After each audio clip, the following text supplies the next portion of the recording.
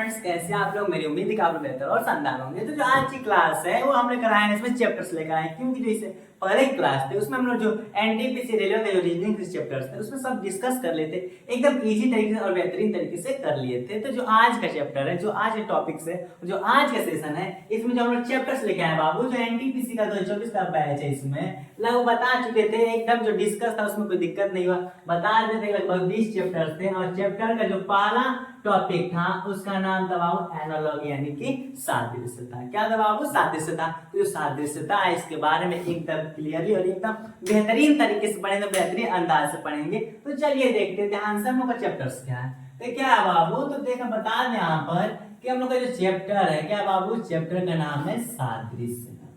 क्या बाबू? सादृश्यता। ध्यान से एकदम मन से एकदम क्लियर, एकदम मेहनत के साथ पढ़ना हम लोगों को, ठीक? तो क्या है बाबू? सादृश्यता।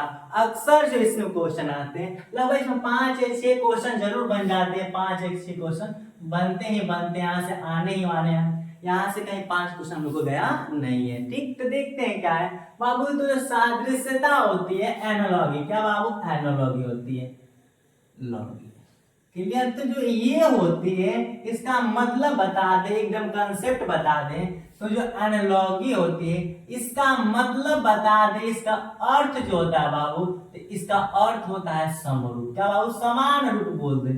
क्या बोल दे? समान रूप। यानी कि जो हम सादृश्यता है इसका अर्थ है, इसका मतलब क्या होता है बाबू? तो इसका मतलब होता है समान रूप। वो समान रूप चाहे किसी वस्तु का हो या किसी अक्षर का हो या किसी व्यक्ति का हो, कुछ का भी हो, बट समान रूप होनी चाहिए। वही क्या होता है? सादृश्यता। क्या होती है बाबू? सादृश्यता। जैसे इसमें जो क्वेश्चंस देते हैं बाबू, जैसे क्वेश्चन देते हैं तो लिखते हैं ना कि ए अनुपात, क्या लिखते हैं? बी समानुपाते सी समानुपाते एन अनुपाते डी। यानी कि जो ए और बी में जो हम लोग को तुलना करते हैं, जो ए और बी में समानता होती है, क्या बाबू?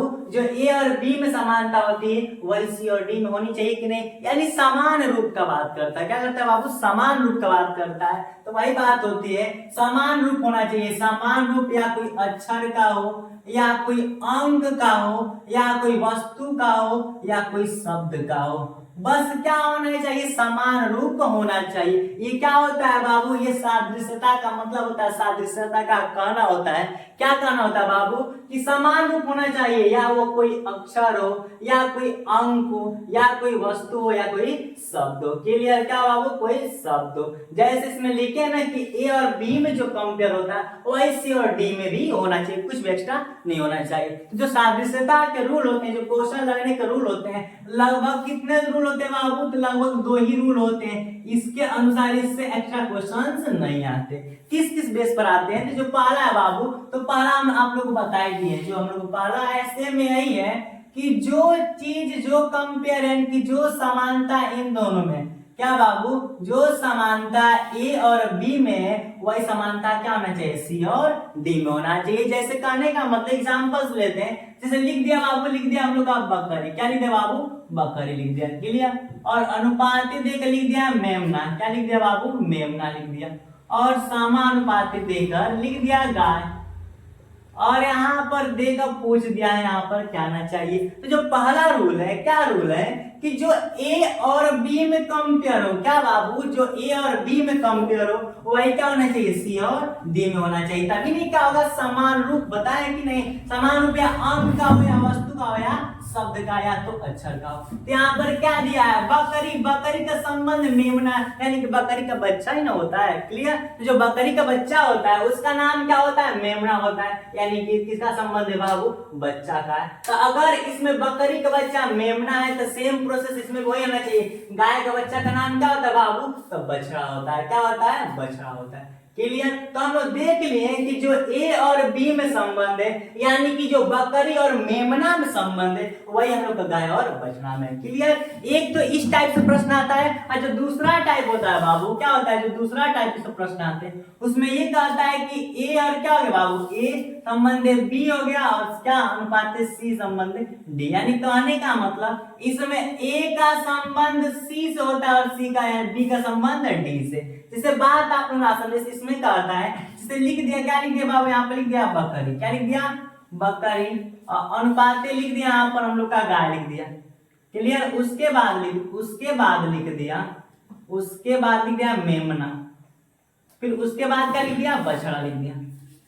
क्लियर। यानी कहने का मतलब यहाँ बकरी का संबंध किससे हो गया बाबू, तो बकरी का संबंध मेमना से हो गया। यानी कि ए का संबंध सी से और बी का संबंध डी से। यानी कि पहला टाइप कैसे आता है, दूसरा टाइप इस तरह से आता है कि जिस पर बकरी का संबंध मेमना से हो गया और यहाँ पर क्या बचा, गाय का संबंध किससे हो गया, बछड़ा से हो गया। बस इसी टाइप से प्रश्न आते हैं बाबू। अक्सर ज्यादा 90% की गारंटी है कि अक्सर यानी 99 कर दें कि इस तरह के प्रश्न आते हैं, कभी इक्का दुक्का इस तरह के प्रश्न आ जाते हैं, कभी कभार आते हैं। लेकिन इसको भी जानना क्या है, कंपलसरी है, क्योंकि हम लोग एकदम पूरा क्लियरली और इजी तरीके से पढ़ना है, एक भी कंसेप्ट छूटना नहीं है। तो वही बता दें कि जो पहला रूल होता है बाबू इस तरीके से आता है कि ए और बी में क्या संबंध है, सेम वही सी और डी में होनी चाहिए। तो वही लिखे थे, बकरी का संबंध मेमना यानी कि बच्चा का है, फिर गाय का संबंध कैसे होना चाहिए, बछड़ा से होने चाहिए, क्योंकि ये भी क्या उसका बच्चा होता है। अच्छा दूसरा रूल बताया बाबू, दूसरा कि इसमें क्या होता है, ए का संबंध किससे हो गया, सी का हो गया। क्यों नहीं होगा, क्योंकि बकरी का कोई गाय संबंध होता है नहीं, बकरी का संबंध किससे होगा, बच्चा से हो गया। तो ए का संबंध सी से, बी का संबंध डी से, तो गाय का क्या हो गया, बछड़ा। क्लियर। तो इतना मुझे उम्मीद है कि समझ में आ गया होगा। जैसे अब देख ले, तो एक और बात बता दे बाबू, यहाँ तक तो हम क्लियर हो गया, ठीक। तो अब देखिए ध्यान से कि जो क्वेश्चन होते हैं किस किस टॉपिक से आते हैं, क्योंकि जो इसमें होता है सादृश्यता, काफी टफ क्वेश्चन, टफ टॉपिक होती है। क्यों टॉपिक होती है, क्योंकि इसमें कोई लिमिट ही नहीं होती है कहाँ कहाँ से प्रश्न आते हैं। देखिए हम जो कुछ टॉपिक्स बता दे रहे हैं वहीं से प्रश्न आते हैं, ठीक है। तो देखिए, तो हम लोग अब देखते हैं बाबू, जो एनालॉजी के टॉपिक्स आते हैं, जो एनालॉजी के क्वेश्चंस आते हैं, लगभग बता 10 से 12 टॉपिक्स आते हैं। जैसे पहले क्वेश्चन हम लोग को मिलेंगे, या तो क्वेश्चन देश, क्या बाबू, देश और राजधानी से संबंध मिल सकते हैं, क्या बाबू, देश और राजधानी से मिल सकते हैं। इस बात का ध्यान देना नहीं, बहुत से टॉपिक्स रहते हैं, क्योंकि इसमें ऐसी टॉपिक्स होती है कोई फिक्स नहीं होता, इसमें काफी आप लोग ज्यादा नॉलेज होनी चाहिए, क्योंकि एनालॉजी का चैप्टर है बट इसमें जीएस का भी कुछ पार्ट डाल दिया, क्योंकि देश और राजधानी पता होनी चाहिए तभी क्वेश्चन लगते हैं। फिर जैसे कुछ टॉपिक आते हैं, जैसे एक और आ गया, देश राजधानी हो गया, राज्य और राजधानी हो गया, क्या हो गया बाबू, राज्य और राजधानी हो गया। क्लियर। और साथ ही बता दें, देश और मुद्रा से भी प्रश्न आते हैं, क्या बाबू, देश और मुद्रा से भी प्रश्न आते हैं। तो कुछ इसके बारे में हम लोग को नॉलेज होनी चाहिए, देश और मुद्रा से। और साथ ही साथ में देश और महाद्वीप से भी प्रश्न आते हैं, क्या थे बाबू, देश और महाद्वीप से भी, देश और महाद्वीप से भी। क्लियर। और काफी टॉपिक्स आते हैं, जैसे हम लोग का एक समुच्चय से भी आता है, संख्या समुच्चय से आता है, संख्या समुच्चय से आता है प्रश्न। क्लियर। साथ ही साथ में बता दें तो हम लोग को बाबू आता है संख्या पर आधारित प्रश्न, क्या बाबू, संख्या पर आधारित प्रश्न भी आते हैं। और बता दे तो हम लोग कुछ अक्षर होते हैं, क्या होते हैं बाबू, अक्षर पर भी आधारित प्रश्न आते हैं, आधारित प्रश्न आते हैं। जैसे इसमें कौन कौन से आएंगे, वर्ग पर आ सकते हैं, घन पर आ सकते हैं, और साथ में जोड़ और घटा पर आ सकते हैं। लेकिन इसमें अक्षर पर आधारित है, तो इसमें भी क्या होता है, इसमें भी हम लोग को क्या होना चाहिए, ए से जेड तक के जितने टॉपिक्स होते हैं, ए से जेड तक जितने अक्षर होते हैं उनका हम लोग क्या याद होना चाहिए, किस किस को पढ़ते हुए याद होना चाहिए। और साथ में बता दें कौन कौन सी टॉपिक आती है, तो और पर्यायवाची से भी आते हैं, विलोम से भी आते हैं, विलोम पर आधारित प्रश्न आते हैं। और साथ में बता दे तो लगभग हम लोग आते हैं प्रश्न, विलोम पर हो गया, पर्यायवाची पर होता है, वाची पर आधारित प्रश्न। क्लियर। और जो होती है, जब तक और 2-3 टॉपिक्स आती हैं, जैसे जानवरों को संबंधित कितने हो गए, 9 हो गए, और 10 टॉपिक्स होते हैं। जानवर होते हैं, जानवर की जो मांस होते हैं उनके मांस को क्या कहते हैं, जैसे कुत्ते का मांस हो गया, हिरण का मांस हो गया, बकरी का मांस क्या बोलते हैं, मुर्गा के मांस को क्या बोलते हैं, ऐसे सब प्रश्न भी आते हैं। साथ ही साथ हम लोग बच्चे पर भी आते हैं, लिखेंगे जानवर एवं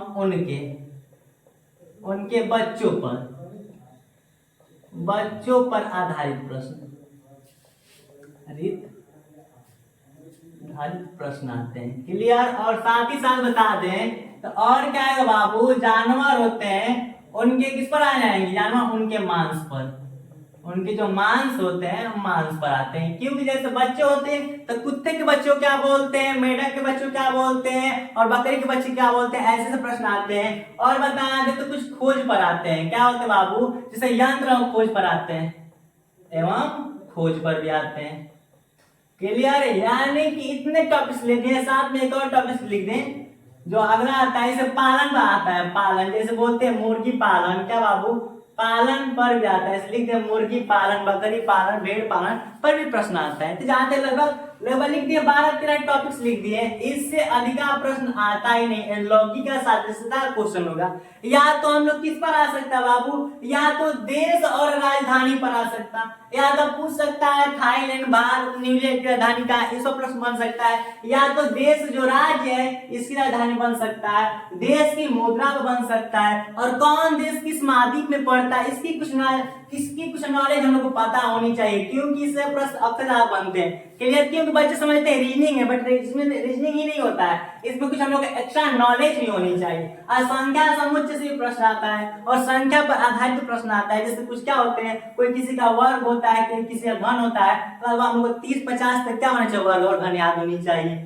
फिर क्या होता है, अक्षर पर आधारित प्रश्न आते हैं। क्या आते हैं बाबू, अक्षर पर आधारित प्रश्न आते हैं, विलोम शब्द पर आते हैं, फिर हम लोग पर्यायवाची पर भी प्रश्न आते हैं। क्लियर। और जहां तक बात करें तो जानवर बच्चों के नाम पर आ जाते हैं, फिर जानवर उनके मांस पर आते हैं, खोज एवं यंत्र पर आते हैं, और पालन पर भी आते हैं। और जहां तक बात करें तो एनालॉजी के जितने क्वेश्चन होते हैं, यहाँ तक बड़ा कॉन्फिडेंस के साथ हम लोग कह सकते हैं कि एनालॉजी प्रश्न इससे अधिक आ ही नहीं सकते। जितने भी प्रश्न आते हैं इनसे अधिक आएंगे, लगभग 13 टॉपिक्स हैं, जितने आएंगे बाबू, जितने आएंगे इनसे एक्स्ट्रा जा ही नहीं सकते। क्लियर। तो अब हम लोग क्या देखते हैं, इन्हीं के बेस पर क्या देखते हैं, कुछ इंपोर्टेंट क्वेश्चन देखते हैं। और जो इसमें जितने हम क्वेश्चन लाएंगे, एक भी कॉपीराइट नहीं, सबका सब कंटेंट खुद तैयार करेंगे एकदम बेहतरीन तरीके से, कि जो एग्जाम में पैटर्न एक भी क्वेश्चन ना हम लोग एक्स्ट्रा जाए। ठीक है, तो प्रश्न देखते हैं। तो बाबू हम लोग यानी कि इसमें लगभग 12-13 टॉपिक थी कि यहाँ से प्रश्न आते हैं। तो उसमें एक और टॉपिक जो लिखे थे कि अक्षरों पर आधारित प्रश्न, यानी कि वर्णमाला के इंग्लिश अक्षर होते हैं, ए से जेड होते हैं, इनके कितने इस पर भी क्या आते हैं बाबू, तो इस पर हम लोग को प्रश्न आते हैं। ठीक, तो अब इसमें एक चीज ध्यान देने वाली बात है कि इस पर प्रश्न वही कर सकते हैं जिनको क्योंकि आप लोग जो आधा 50%, क्या मेरे दोस्त, 50%, कितने 50% रीजनिंग का टेंशन खत्म कर देना आप लोग। कितने 50% कौन कौन होते हैं, 80% 90% बच्चों को यही नहीं याद होता है, क्योंकि इसका उपयोग इसमें ज्यादा होता है। क्या बाबू, इसका उपयोग ज्यादा होता है, क्योंकि कोई पूछ देगा, अभी प्रश्न इस पर आते हैं, इसलिए ABCD ऐसे लिख दिया, तो पूछ दे कि M किस पर पड़ता है, जैसे ऐसे लिख दिया, आप लोग देखिए ध्यान से लिख दिया, AC डॉट लिख दिया, BD लिख दिया यहाँ पर, फिर यहाँ पर शॉर्ट करके E और F लिख दिया यहाँ पर, और यहाँ पर लिख दिया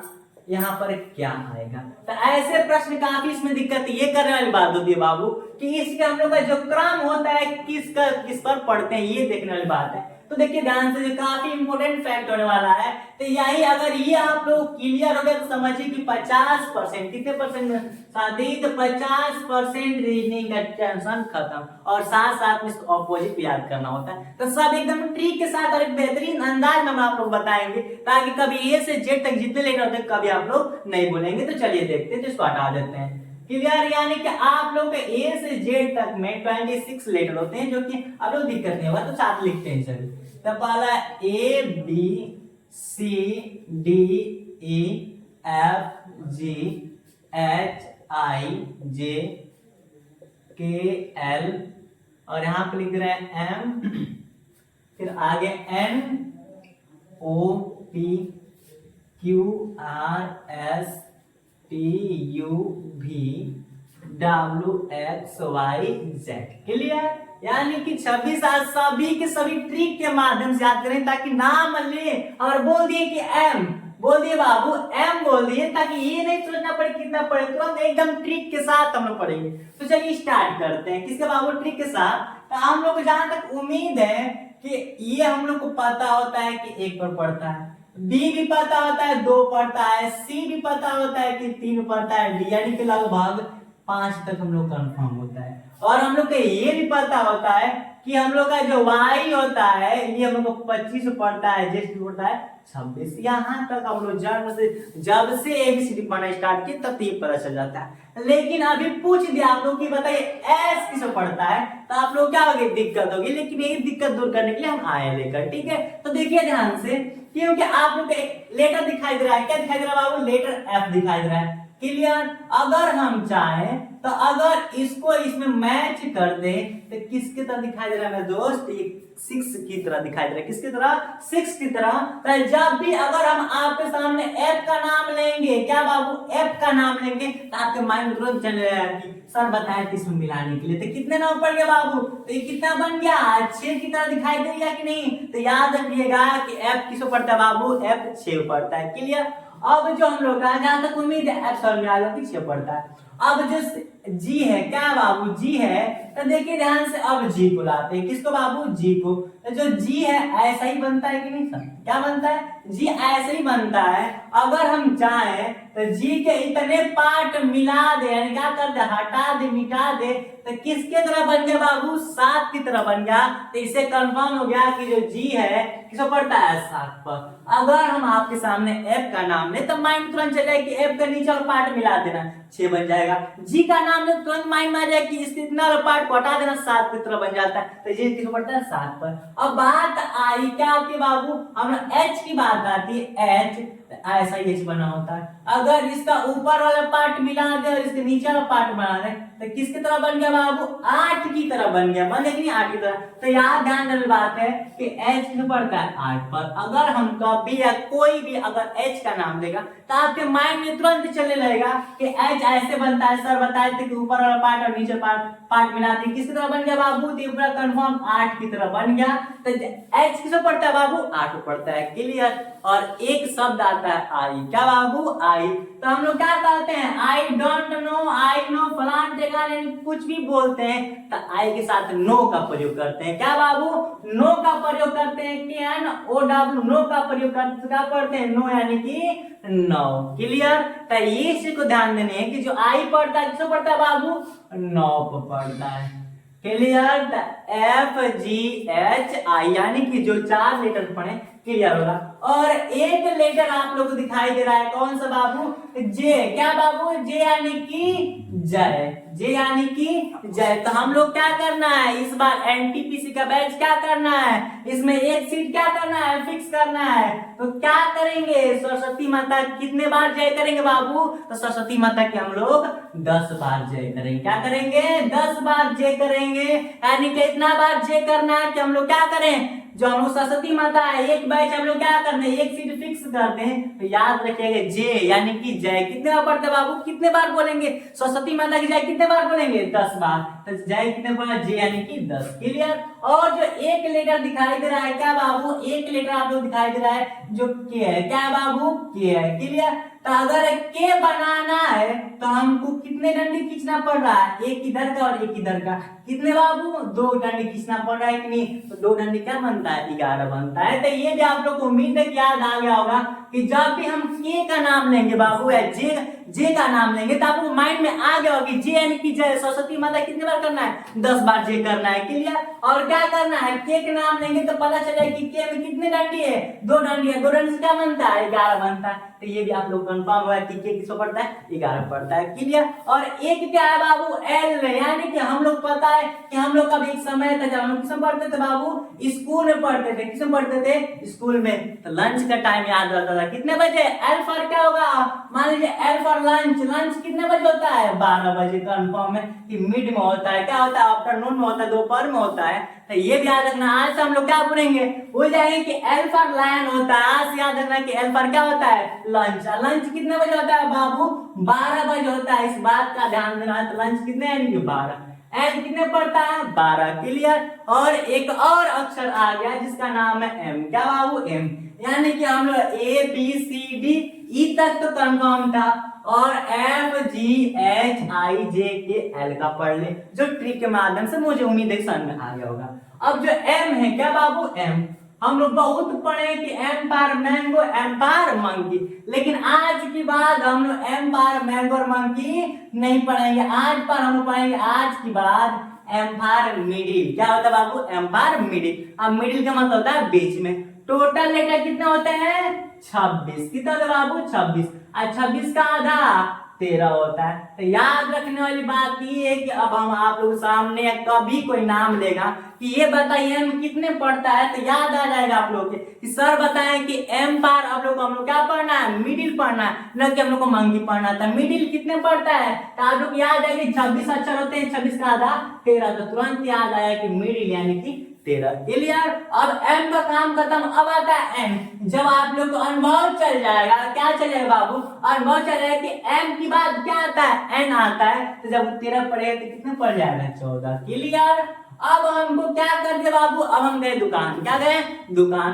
अब गए रसगुल्ला खरीदे। क्या बाबू? रसगुल्ला कर दिए। इस समय क्या चल रहा है? महंगाई चल ही रहा है। महंगाई चल रहा है कि नहीं? तो दुकानदार कहा कि अगर हम आपको रसगुल्ला देंगे तो क्या लेंगे? 15 रुपए देंगे। क्या बाबू? 15 रुपए देंगे। तो वो पार क्या हो गया? रसगुल्ला। अब प्रेजेंट टाइम में रसगुल्ला का दाम कितना है? 15 रुपए है। भी आप लोग पता भी कर लीजिए। ठीक है? क्या करेंगे बाबू? एन कन्फर्म हो गई 14 पर। वो का मतलब रसगुल्ला कितने में पड़ रहा है? 15 रुपए का। अब महंगाई के कारण क्या किया था? दुकानदार प्लेट में नहीं दिया था। अब दुकानदार कहा कि अगर हम आपको रसगुल्ला प्लेट में देंगे तो 1 रुपए बढ़ा देंगे। तो क्या हो गया बाबू? प्लेट में रसगुल्ला दाम बढ़ा दिया 16 रुपए। क्लियर? अगर आपको घर में अगर कोई व्यक्ति कहता है कि सतर्क हो जाइए, क्या बाबू? सतर्क हो जाइए, तो आप बोलते हैं क्यों?